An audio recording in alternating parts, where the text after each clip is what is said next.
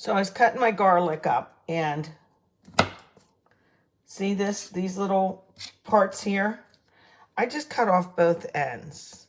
And this is the way I get it out. I go in between. This garlic is a little bit old, but for people who, aren't used to using the fresh garlic, you'll love it so much better to use it. And then I twist my knife and it pops right out like that. But I only need like 4 for this marinade. But I want to show you something. I've seen every kind of garlic press that there is, I bet you a quarter.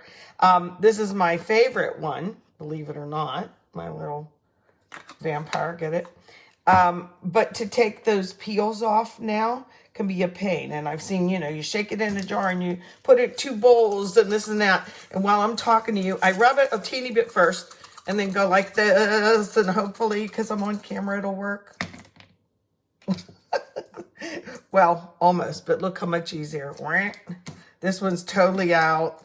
This one's totally out. And that one, boom. Wasn't that easier than getting a jar and doing all that jazz? And then if there's a lot of garlic on your fingertips, look for something metal, something. I was looking around for something. And then rub it. I rub it on my kitchen sink's faucet, the stainless, and I do that. And believe it or not, then smell your hands. It'll be gone.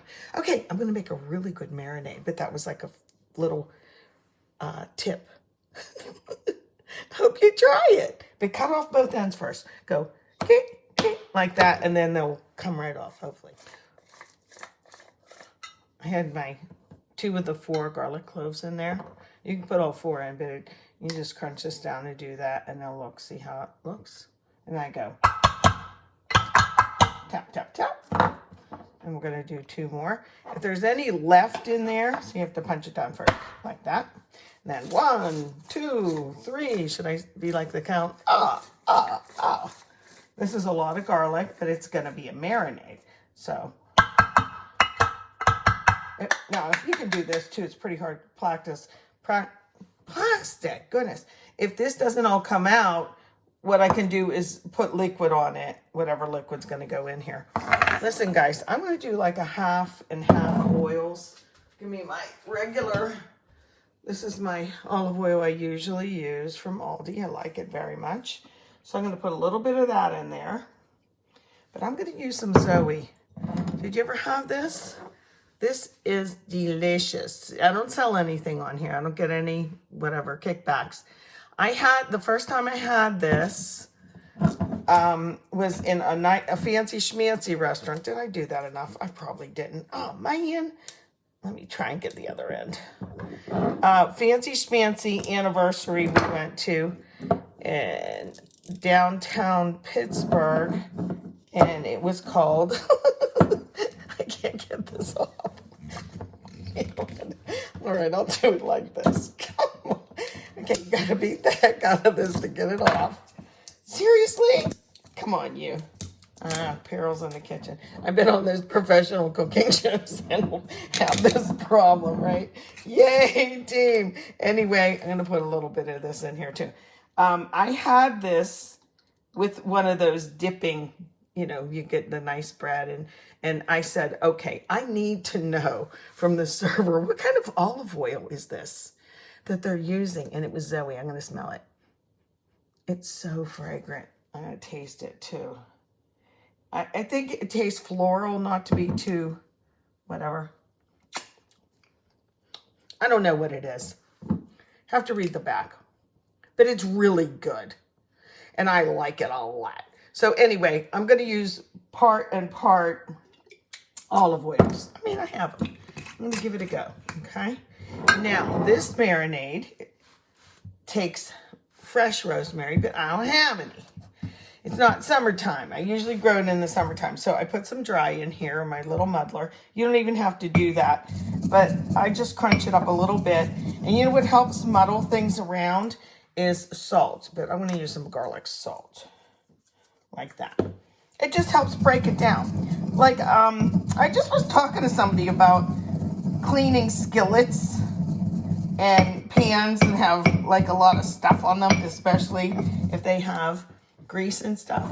And if you use a little coarse salt when you're doing that, it's an abrasive. Like there's cleansers for your face and scrubs, like, you know, for in the shower. They have like salt or sugar because that little abrasiveness helps. So same with the salt in here. Now this is muddled pretty good. I'm going to stir this up. So we just have those things in there, and I'm going to give them a stir, and then I'm going to put my protein in, okay? Why use a separate dish to do it? I'm going to break this up, and these are going to marinate for a little bit. What are they, you might ask? Well, I probably already told you in the title. They are, and I never used to eat this because I thought, I can't eat it growing up. But guess what? Once I had it, I'm like, yeah, I can. What they are is lamb loin chops, fresh, never frozen, from Sam's Club. I had these in a restaurant the other day. Fantastic flavor. You can make them a couple different ways. This is, like I said, I'm using rosemary, not thyme. I don't like thyme. And these are nice, thick little chops, $7.06 from New Zealand, whatever. Okay. Thing was like, the package is ripped. I said, I did it on the way home. So I'm not even going to like wash them or anything. Of course, look how thick they are. I'm going to put them in here. I hope they fit. Yeah, I think they will. And this is the marinade I'm going to use. And in a little while, I'll come in and turn them over. Okay, and then it'll be completely ready to go into my screaming hot skillet. Okay, I'm going to turn this off with this because my hands are yucky now. Come on. I'll have to use my knuckle.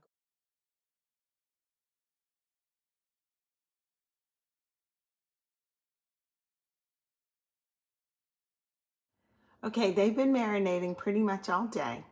But see the big chunks of garlic on there? I'm going to actually scrape those off before they get in the skillet. So I'm going to do that, and then we'll turn the camera down, okay? Alrighty, we're at this point. Cast iron skillet. I have it on pretty high heat here, guys. In fact, it's very hot from about this point. You don't want it to catch fire like I do on this. So I wet this before I put it on because I've caught it on fire a number of times. In the meanwhile, I have dried these off a little bit. They were like too wet, just with a paper towel. Now, my method is always skillet hot, and then put your oil in. Okay, and as soon as you see that dancing or swirling, here, let's go. Okay, just get the bottom covered here. Get all that oil. It's just, I am using olive oil. Where's my butter? I'm going to put a teeny bit of butter in there too, so it isn't, and I better get moving, huh? Look at this. Okay, everything's hot, and my little lammies are going to go in. So I'm going to put them in this way. I have 5 of them too. Careful. Always put your meat that way, not this way. So if it does splash, it's going to splash away from you. I'm going to try not to move them around because I want to get a good sear on there. These are going to be in here for about 4 minutes. And then I'm going to check them. And I'm going to use a digital thermometer to, I need a, I'll wipe my hands as I go. Sorry, I have it. Yeah. So I'm going to cook them about 3 or 4 minutes on each side. And that all depends on your thickness and whatnot too, right? I'm just going to do this. We have my mashed potatoes are finished, and I have them just back here keeping warm. I made some cream spinach today. You've seen that recipe. It's so good from a bag of frozen spinach. I should really put the timer. I'm going to put it on for another, I'll put it on for 3 minutes, but it warms me all the time. Okay, this heat is staying high. I can see the difference in color coming up. Oh, I got a lot of garlic on there, don't I? I'll get that off. There we go. All right. Can't have too much garlic, but you don't want it to scorch. That's why I scraped it off.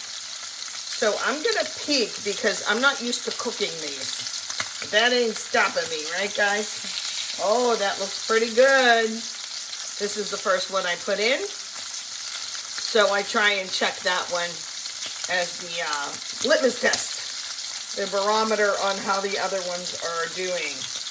Okay, again, this is pretty high heat. I think I am going to turn it over, and I'm going to set my timer here.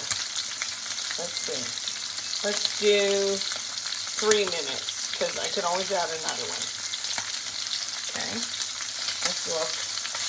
Oh, you look so nice. See the crust? That's what I want. This one seems thicker. Let's see. Oh, gosh. Looks great. I don't want to move you too much. Let's see. I forget which order I put them in. It doesn't matter, though, because they look fabulous. I'm going for medium here. You can do them a little more if you want. Medium would be 144.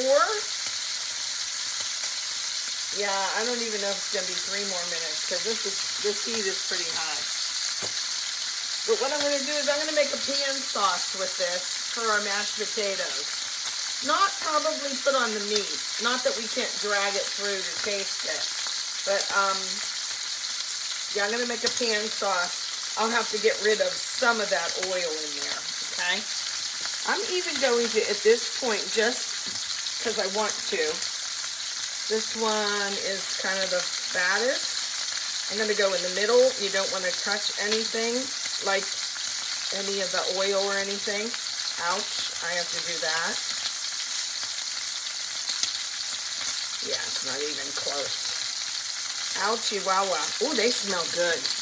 Have you ever had lamb chops? Will you comment? You probably have cooked them different than me. And I like when people share and tell what they've done. You know, like what works for you. This is a friendly group. We all are learning from each other, I think. I'm going to peek here. Boy, oh boy. I'm afraid to overcook this. So I'm going to actually do this. Look what I'm doing down the middle. Okay, let's see what it says. It says, read it with me, it's about 130 and a little higher. So I'm going to go a little bit more. I don't want it too red in the middle. And you can see a little bit of the blood coming up through here. That's okay. I think I'll test this one now. It's not good to mess with it too much. Put this down here. Oops, I'm getting the skewer. I don't want to do that. Okay, 135, 6, 7. Again, a tiny bit more. We like the char on that. And then I'm going to take them out and rest them. So that's what I'm going to do now. Because as they rest, they'll cook a little bit more. And I might be a brat and actually cut into one. Look at the char on that. Can you see in this stupid light? I don't like my lighting. I hear my husband, I think, coming up from the garage. And I hear that timer, too. I hear them. Okay, I'm going to turn this heat down quite a bit and put some, there we go. Turn my timer off. Say hi to my husband. Where is it? There it is. Hi. Hello. You filming? Yes. All right. Okay. Hi, everyone. Hi, everyone, he says. He kisses me every day when he comes in, when he leaves. So they can do it when I'm filming? No. Oh, I thought you wanted to be on. Oh, no. I don't want you to. Oh, now here he comes. Here he comes. Hi, baby. That's better. Now I can finish cooking. Otherwise, I was going to burn this stuff. I'm kidding. I just put a little foil over top so that it stay warm, and they'll continue cooking. So this skillet is so hot right now. I don't even want to add the flour right now because we're just going to make a little bit of gravy. How do you keep your butter? I keep mine on the counter. I'm going to do a little butter and a little oil. Any kind of fat. Let me grab my flour. My all-purpose flour is up here in a smaller container. And I'm going to put about as much flour in. Oh, my butter's scorching. Hurry up, Shirley, hurry up. I'm just kicking that down. So a couple tablespoons. Yeah, this skillet is raging hot. Let me grab this. I'm afraid to use the plastic on it. It's so hot. Oh, I don't know how this is going to turn out now. I scorched it. That's the noise you heard. It'll maybe be all right. I just want to make the roux, a little bit of flour at a time, and then I'm going to put in some sort of liquid. I had a little bit of beef broth.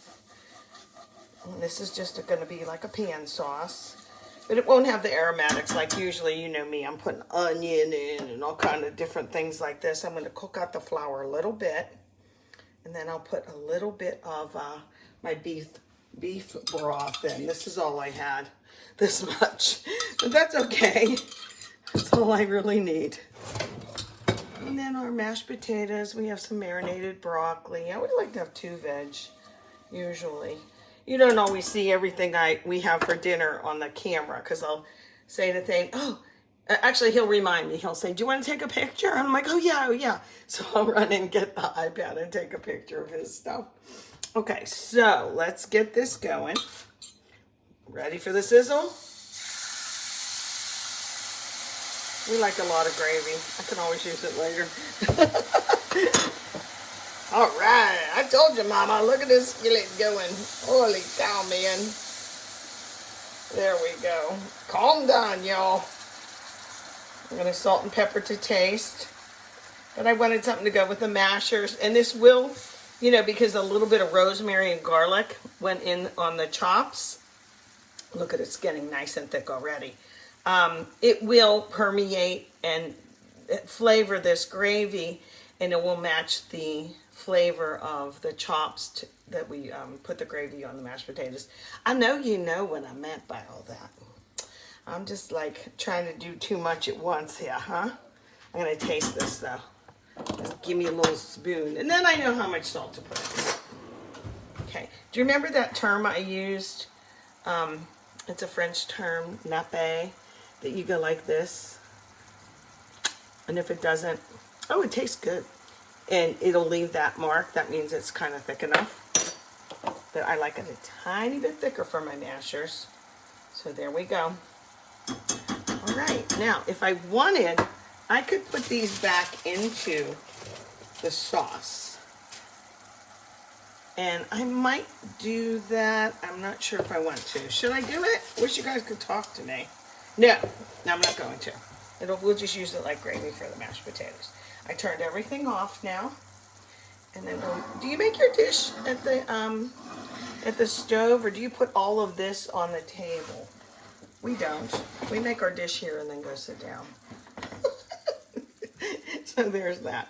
Okay. Thanks for watching. We'll let you know how it turned out.